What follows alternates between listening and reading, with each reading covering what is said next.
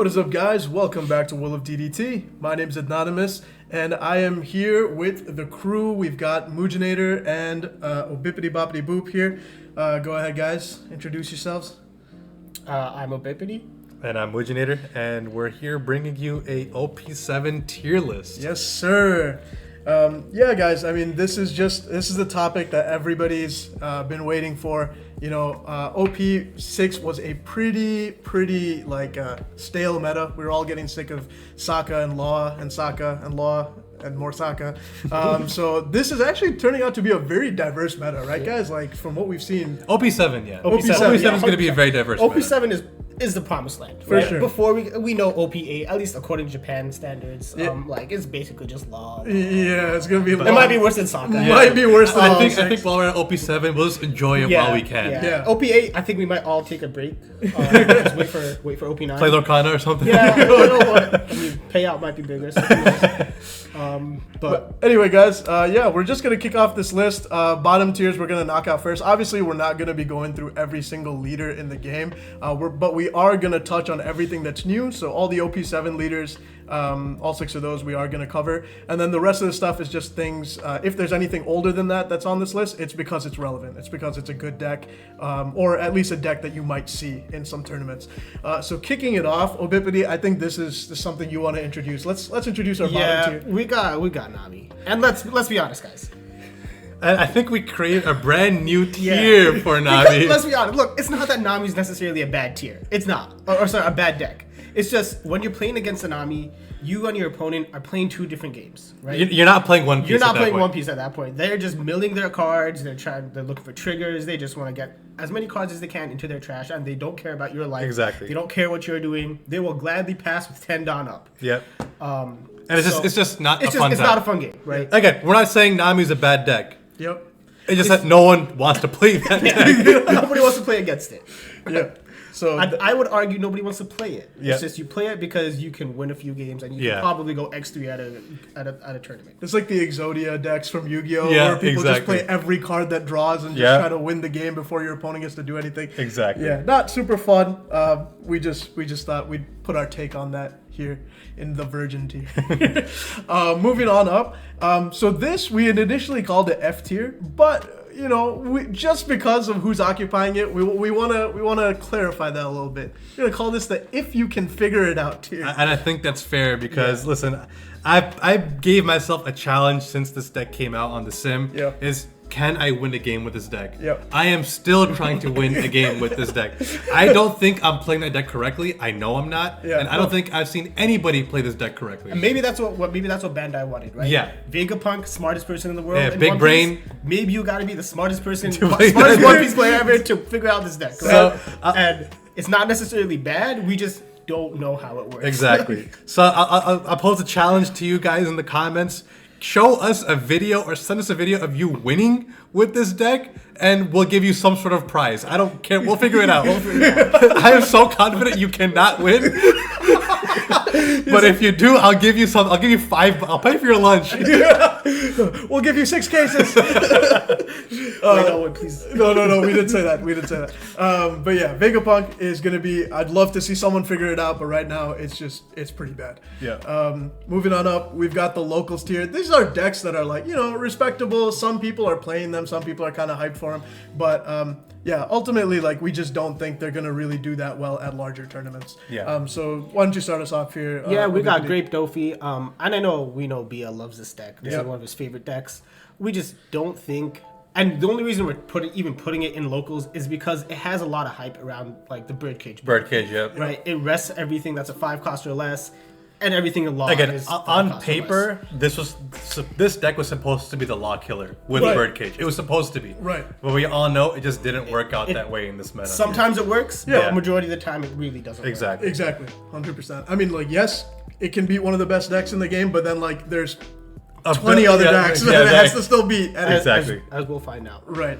All right, next up in the locals tier, we've got Dragon. Now, this is a leader that I really want to be a little better because, like, I mean, it's a cool ability on paper. You know, giving 2 rested Dawn to something, or I'm sorry, giving 2 attached Dawn to something is really interesting. You get to attack big with one of your attackers and then attack big with another one of your attackers, along with the 8 cost character. Really sick. Ultimately, it is just a very, like, kind of brain dead aggro deck in at least how it's being played right now, and we just don't think it's going to see that much success. Yeah, I mean, there's not much else to say about it. I mean, you put it perfectly. Generic aggro red deck. Right.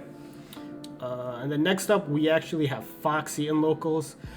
This is a deck I'm not familiar at all with. So I am actually very familiar with Foxy. I've been playing a lot with it just because I just think it's a really cool effect for a purple leader. Yeah. It combines the freezing capabilities that green has. Yes. But I feel like Foxy does it in such a fun way. Yeah. I feel like Foxy is a very fun leader. Yes. I think it's good.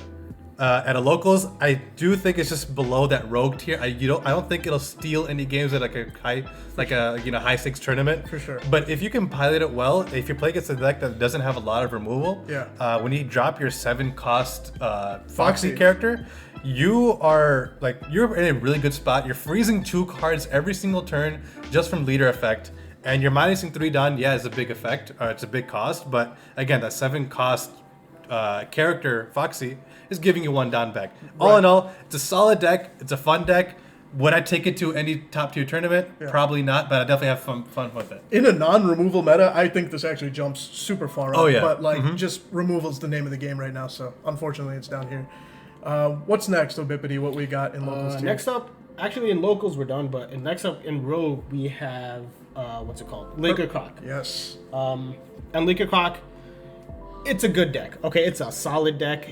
You're like, even in OP6, EBO1, we saw it steal like a couple top 64 at Peoria, for example. I think what made this deck rogue is the new support that it got in EB1. In EB1. In EB1, it got, I mean, just being able to consistently ramp on your opponent's turn is nuts. There's no other deck in the game that can do that. I mean, the fact that Miss Wednesday is a card that Crocodile can use in both of his versions of his deck.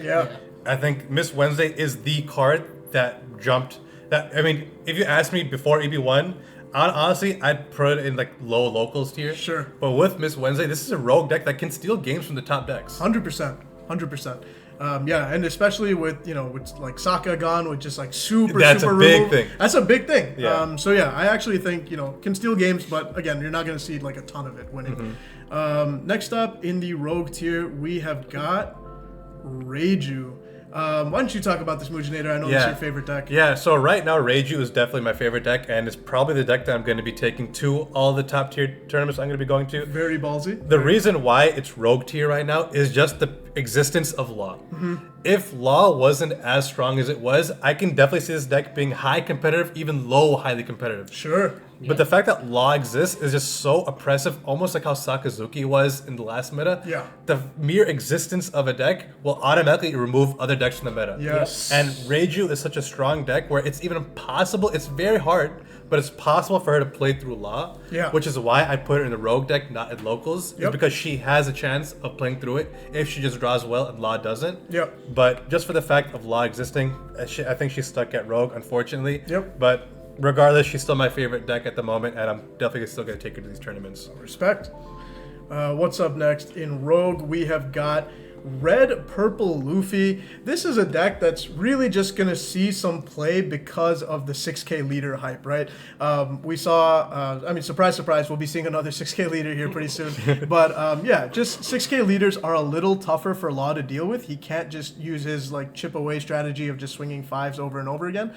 Just the fact that it makes them a little difficult and it's a competent deck means that it will see some play and it will probably steal a few games, especially against that Law, which it's meant to counter. I think that's really it. That's pretty much it. Yeah, I mean, just as Anonymous said, we're going up. Next up, we got Whitebeard. Yep. And the reason Whitebeard is just a little bit better than RP Luffy is simply because you have card advantage. RP Luffy tends to have like 4 to 5 cards in hand, right? Whereas Whitebeard has like 8 to 9. Yeah. And again, being a 6K leader, having access to all of your red rush, being able to try and rush down other decks. But ultimately, I think Law and Lucci are pretty much the 2 decks that kind of destroy it. Sure. Well, actually, having said that, any deck with solid blockers would. It's a little tough for Whitebeard. Yeah, it's tough sure. for Whitebeard, yeah. Yeah. But that 7-cost ace, surprisingly solid, you know, Yeah, into it a makes a matchup, big difference. it can really do work. But anyway, I guess we are going to move on to the competitive tier now, and we have got green, yellow Yamato as our first candidate for competitive. Why don't you talk about this, old Mujinator? I know you have some strong opinions. Yeah, I do. So here's what I'll say about green, yellow Yamato. If you asked me what deck I was going to build for OP7 meta Yeah. a couple of sets ago, as I was saying, hands down, I'm building green, yellow Yamato. Sure. To my dismay, I found out this is the most boring deck to play, while being so high rolly. Yeah. Like there is very little thought put into playing this deck. Yep. You either high roll and draw exactly what you need and just swing for the fences and just rush down the opponent, or you just automatically lose because you can't finish them fast enough. Right. It's still a competitive deck. It's still going to steal a lot of games just because it's inherently just a double attack leader. It's just Kinda nuts. it's a strong One Onami and It's one Onami and a big swing. You got a double attack banish leader. Yeah. Like that in itself is just strong. Yep. But other than that, when you play against decks that are like NL, Law, Lucci, Moria, things that can kind of sustain Yeah. and just like block their way through the end game. I mean, this deck kind of falls apart. But again, against any other deck, it can rush it down. That's why we put in the competitive tier. Fair. Next up, we have got kind of an interesting one. We've got Perona here. You know, Perona's seen a little bit of play in OP7. A lot of people were experimenting with the Wano package where you use that OP1 event, Will You Be My Samurai, to rest 2 cards. Yeah. Just gain a ton of card advantage. Has access to some of the green package like 10-cost Dofi to freeze things. It can just be a really annoying deck. Being able to rest a 4-cost every single turn for absolutely free is pretty crazy. So yeah, it's got some good removal. It's got some good resting, freezing ability. You know, I don't think we're actually going to see a lot of it, but when you do see one, it's like a little scary because Exactly. you don't know Like exactly. you feel pretty bad Yeah. playing anything below 4 costs. Right. You know, it just feels bad. Exactly. It's funny though, like I've played against it as Law, and I think Law just spits out way too many cards many for Perona to cards, deal yeah. with. Like you can Again. even if you rest one card, play Ryuma, you're only getting rid of one card. Really. Right. Like there's no real other removal for it. right. I guess you have X-Drake as well, but like I don't think it can handle I like, agree. I the definitely aggressiveness of Law and the removal of Law. And again, it also, like Law, it doesn't play a whole lot of big bodies. It does have the ability to play Moria, Yeah. which is super helpful, but Lucci can get rid of that Yeah, pretty easily. definitely. Sure. And Nell doesn't really care about that stuff. Yeah. Okay, moving on. The next one in the competitive tier, we are gonna put Katakuri. It's been a while since his heyday. Yeah, but you know, he was the meta king, not just like half a meta ago. And like OP6, this guy and Moria were the top dogs of the game. Unfortunately, EB1 just saw the rise of Law, which pushed a lot of things down, and Katakuri is a victim of that. I mean, Katakuri just does not do well into Law, which is one of the best decks in the game. And so unfortunately, he's knocked down a peg. But you know, I can still see this guy performing decently well into Lucci, decently well into a lot of decks if it gets to just go long enough, right? Yeah. Like just once you get to 10 cost. I mean, on paper, we just boil it down. It's a deck that can consistently swing 7, and a deck that can just play 10 cost mob. Like that in itself will always keep it competitive. For sure. Yeah. What's next? Next up, we have one of Bia's favorites, and that is Uta. Yeah, I like this pick. What do you guys? I mean, Uta it's green. Yep. It's got good access to a lot of green cards. You 8 got cost Hody, Kid. you got 8 cost Kid. If you're being really spicy, you got 9 cost Zoro. Yep. But just the ability to go blocker Luffy into a 4 cost Brook into a either Nami or an Usopp, Uta. yeah. Again, you're able to go wide go wide just as fast as any of the other. Yeah, and then decks. also has strong control with the Yeah. 10 cost Dofi, Yep. back-to-back Dofis, while also building a strong board Yep. with, like you said, the 7 cost Luffy into the Brook, into the Nami. It's just, Yeah. it can be very oppressive at times with a really, really large hand size. Yeah. Oh yeah. Really large Just hand size. So And much searching. And again, just the being able to double attack with the leader with the event. Just, it's a very solid deck overall. Exactly. Just really solid deck that has a decent way to play into everything else. Exactly. Next up, we have Boa. I wish Irrelevant was here for this video, but I know he could speak to this a lot better. I think a good way to describe Boa is that she doesn't really have any bad matchups, like any terrible matchup. Yeah. I think she struggles a little bit into Lucci and his removal, but aside from that, everything else we're gonna see on this list, if you see a Boa, it could legitimately beat it. Like, Yeah. you know, it has a decent shot at being 50-50. I mean, she has such a generically good leader effect. Yes. Just being able to draw from a removal. Yep. That in itself, it's just a good effect. 100%. And a very, very easy to proc. Yes, yeah, and you know has access to that new package, playing the Jinbei, playing out Exactly. Warlords, can set up a pretty wide board, And then honestly, just the new 6-cost bow is just a very strong card. Yep. What, is it return a 2 cost or a 3 cost? It bottoms a 1 cost, but it freezes any anything. any Yeah. character, yeah, which is pretty good, and it's at 8K. Next up, we have Blue Doflamingo, and I do just want to like preface this by saying I think these three, Uta, Boa, and Dofi, could be in any order on this list. Yeah. It's kind of hard to say which one's the best right now, but Dofi just got a huge buff with the same package that Boa is using. That Jinbei is amazing off of leader ability, and then he can set up a really wide board just off of leader ability, and then has access to Gravity Blade to bottom deck, you know, Laws units and stuff like that. Yeah, just a scary deck and just a good deck. You know, Dofi, you know, everyone knows Blue Dofi from, you know, his OP1. heyday in OP1. Yep. Blue Dofi's going to do exactly what Blue Dofi always does. Yep. Swing with 7 and just build a strong ass board. Yep, And 100%. unfortunately, the reason why he's not higher on the list is because the characters that he's spitting out are only 6,000 attack or lower. Yep. And we all know that's in range for any law removal. Right, and his units come out rested. And his units come out rested. It's just, yeah, he's spitting out a lot, but they're probably being removed just as fast. Sure. And then moving on into the highly competitive tier, we have Moria. Yeah. I mean, Moria is still going to be a great leader. Yep. Gets a ton of a ton more support with all the new black support for Lucci. Yep. I guess Lucci support is CP0 Yeah. or CP9. CP0 off a lot of it, yeah. The only reason I don't put it in any higher, or it's like the lowest in highly competitive, Yep. is because I think Lucci is so much better. Yeah. And I think all the other decks that you're gonna see are just better than they're just better than Moria. Sure. It's so crazy to me that like Lucci's ability is just to -1 Yeah. and throw two things into trash. Moria's ability is to to throw 2 things into trash and to play a body.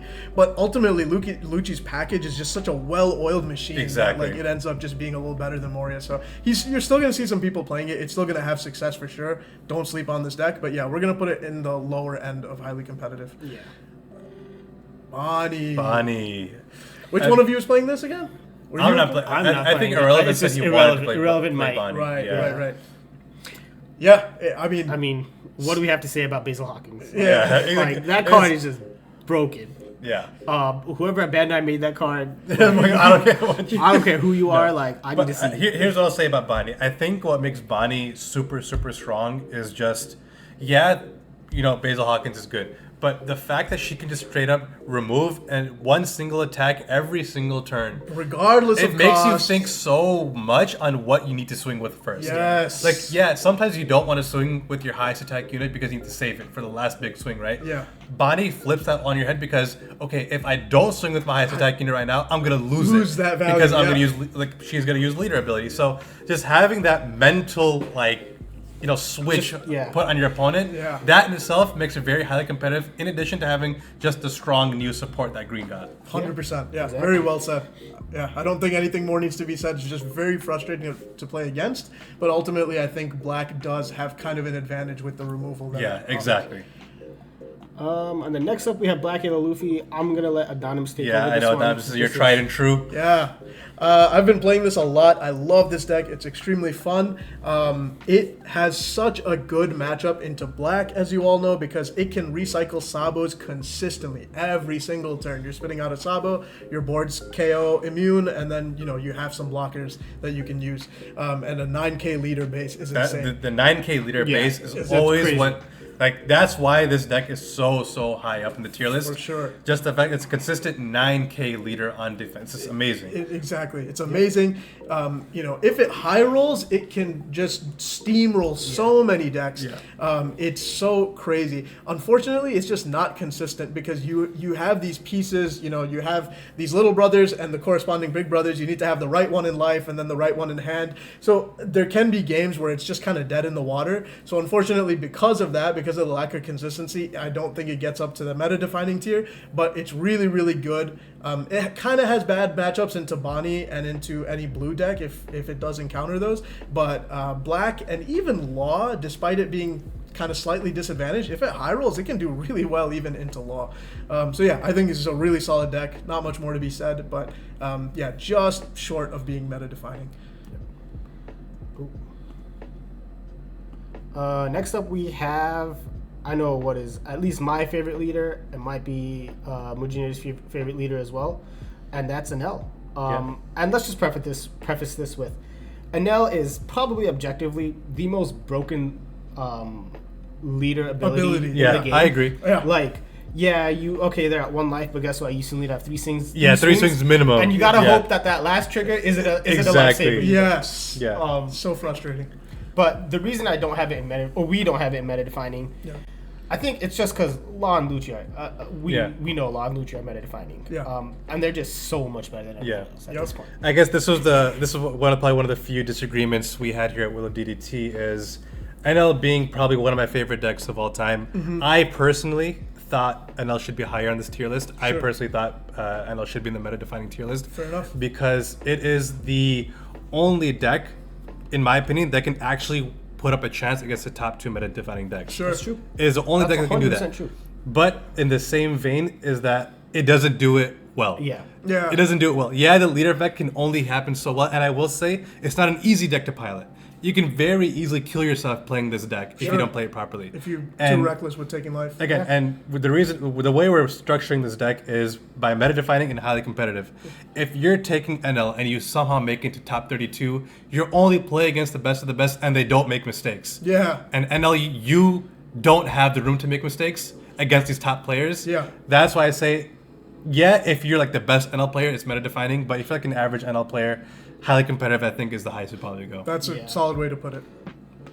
And then we're going to our meta definers. I mean, it's Lucci. It's Lucci. Lucci and Law. Everyone's Lucci, it's Lucci and Law. Let's just finish it right here. Like, Now, those are the 2. Now their places can be up to debate. That's up for debate. You guys let us know, okay? I think it's Lucci. Me and Anonymous think it's Lucci. I think another disagreement. I believe Law is number 1. No, I think I actually said Oh yeah, Law. I said Law. You're the only one who thinks I think Lucci's it's number Lucci. 2. Okay. And the reason I think it's Lucci is because I think Lucci's removal is too strong. Okay. You go wide. I mean, Lucci doesn't go that wide, but it does. Actually, one of my top. Yeah, no, it it goes does. wide as It hell goes as wide, Warrior. yeah. It goes wide. It goes tall. Now you have 9 cost Stussy as well. Like, Yeah. it's crazy. No, it's really good.